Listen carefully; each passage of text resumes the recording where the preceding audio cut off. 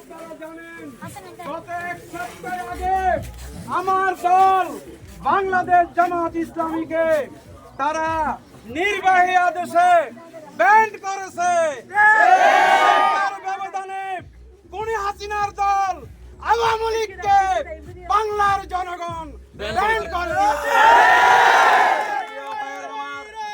আমাদের কথা স্পষ্ট, আমরা কোনো উচ্ছৃঙ্খল হব না, আমরা অশান্ত করব না, আমরা শান্তিপূর্ণভাবে আমরা ছিলাম, আমরা শান্তিপূর্ণভাবে আছি, আমরা শান্তিপূর্ণভাবে থাকবো। এখানে দমিয়ে রেখে কথা বলতেছি, আমাদের বিশাল মিছিল এখন মুরুঙ্গের বিল অতিক্রম করে আমাদের দিকে আসতেছে। এখান থেকে আমরা আবার শাপলাপুর বাজারে গিয়ে সেখানে জনসভা হবে, সেই জনসভা ইনশাআল্লাহ আমরা বক্তৃতা দেব। কিন্তু আপনাদের জানাতে চাই, বাংলাদেশের অবিসংবাদিত নেতা, বাংলাদেশের আলেমকুলের শিরোমণি, বাংলাদেশ নয় শুধু বিশ্ব ইসলামী আন্দোলনের নেতা ডাক্তার শফিকুর রহমানকে সাথে নিয়ে বাংলাদেশের আর্মি চিফ আজকে মিটিং করেছে। থেকে আমিরে জামাত আপনাদেরকে সালাম দিয়েছে, বলেছে আমার দেশের জনগণ শান্ত থাকতে হবে। সেই আমির জামাতের বক্তব্য আর আমাদের আর্মি চিফের বক্তব্য, আর্মি চিফ আমির জামাতকে সাথে নিয়ে মিটিং করেছে। আপনারা ইতিমধ্যেই জেনেছেন আগামীর বাংলাদেশ জামাত ইসলামীর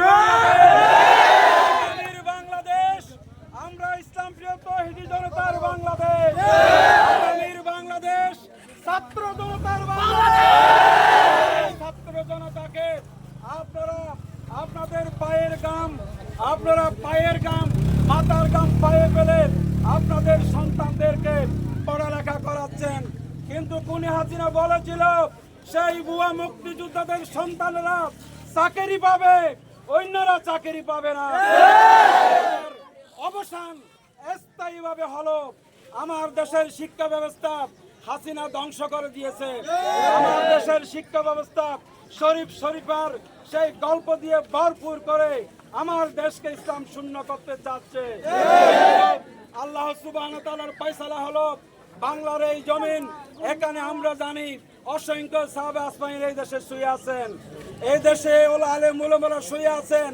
এই আলেম উলামার বাংলায় ধর্ম নিরপেক্ষ মতবাদ, ব্রাহ্মণ্যবাদী খুনি হাসিনার কোন মতবাদ এখানে স্থায়ীভাবে প্রতিষ্ঠিত করবে। আপনারা জানেন আমাদের মুসলমানদের মিনার হাতে যখন আজান বেশি আসে, সেই আজান দিয়ে আমাদের নামাজ শুরু করে আমাদের দিনের কর্মসূচি আমরা শুরু করি।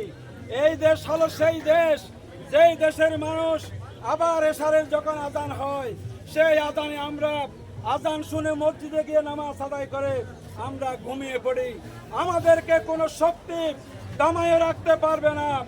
আমরা শুনেছিলাম ভারত থেকে আর্মি এসে আমাদেরকে দমানোর চেষ্টা করা হয়েছে। কালকে চট্টগ্রামে শিবিরের 11 জন ভাইকে শহীদ করেছে।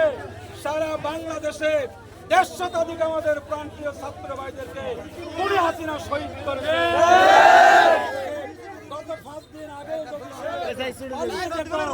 আজকে এত মানুষের এত প্রাণহানি করতো না, আজকে খুনি প্রাণহানি ঘটিয়ে চলে গেছে। আপনারা আমরা সেই খুনের প্রতিশোধ নেব, কোন অশৃঙ্খলতার মধ্য দিয়ে নয়। আমরা খুনের প্রতিশোধ নেব আগামী দিনে এই দেশে ইসলামকে প্রতিষ্ঠা করার মধ্য দিয়ে। আমরা শান্ত থাকবো, আমরা ধৈর্য হারা হব না। আমাদের দায়িত্বশীলরা যেই নির্দেশ দেয় সেই নির্দেশ আপনারা মানবেন। এরপরে সর্বশেষ কথা হচ্ছে, আপনারা কেউ এখানে আমার মনে হয় শুকরিয়া নামাজ আদায় করেন নাই। আপনারা যখন মাগরিবের নামাজ পড়তে যাবেন, সেখানে মাগরিবের নামাজের ফরজ নামাজের পরে অথবা আগে ঢুকলে আগে আপনি 2 রাকাত শুকরানার নামাজ পড়ে আল্লাহ সুবহানাহু ওয়া তাআলার কাছে সিজদা দিয়ে প্রমাণ করবেন আমরা আল্লাহকে ভালোবাসি, আমরা আল্লাহর রাসূলকে ভালোবাসি, আমরা আল্লাহর দ্বীনকে ভালোবাসি, আমরা আল্লাহর কোরআনকে ভালোবাসি। আমরা কোনো উচ্ছৃঙ্খলতা হব না, কোনো উচ্ছৃঙ্খলতা করব না। আসুন আমরা সবাই একসাথে শাপলাপুর বাজারে যাব, সেখানে মিছিল শেষ করে আমরা যার যার ঘরে চলে যাব। এবং আপনারা জানেন ইতিমধ্যেই আমাদের দায়িত্বশীল সহ আর্মি প্রধান বসেছেন। বাংলাদেশে 11 জন 13 জন যতজন হয় এতজন নিয়ে একটা কেয়ারটেকার দল নিরপেক্ষ সরকার, জাতীয় সরকার যেভাবেই বলেন সেইরকম একটা সরকার হবে। আর সেই সরকারের প্রধানের নাম আপনারা শুনেছেন, সেই সরকারের নাম দিয়েছে।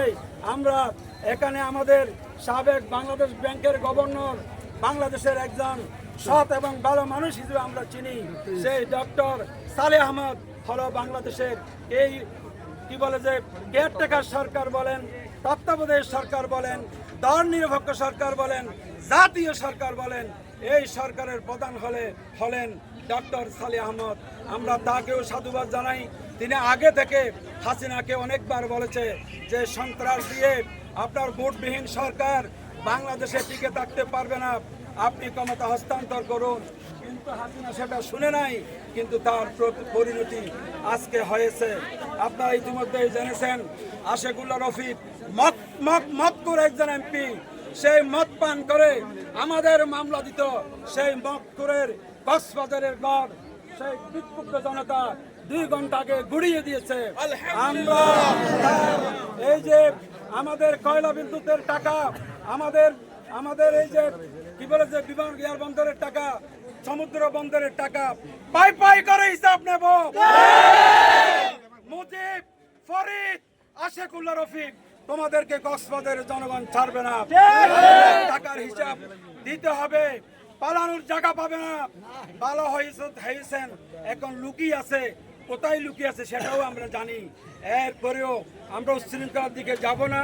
যারা সেটা করছে সেটা আমরা করি নাই, ওই এলাকার লোকজন করেছে। এই জন্য আমরা কোনো ধরনের হানাহানি বিশ্বাস করি না।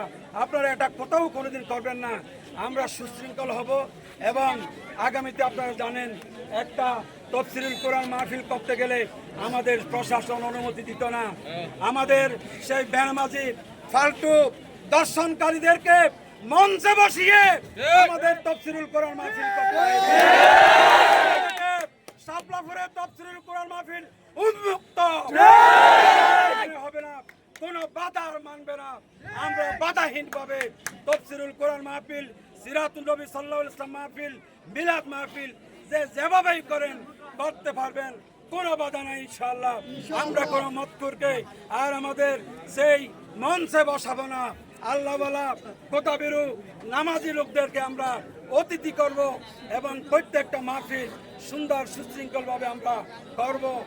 এই কথা বলে আপনারা স্লোগান ধরেন, স্লোগান দিতে থাকেন। আমাদের মিছিল আসলে আমরা একসাথে দিকে যাবো।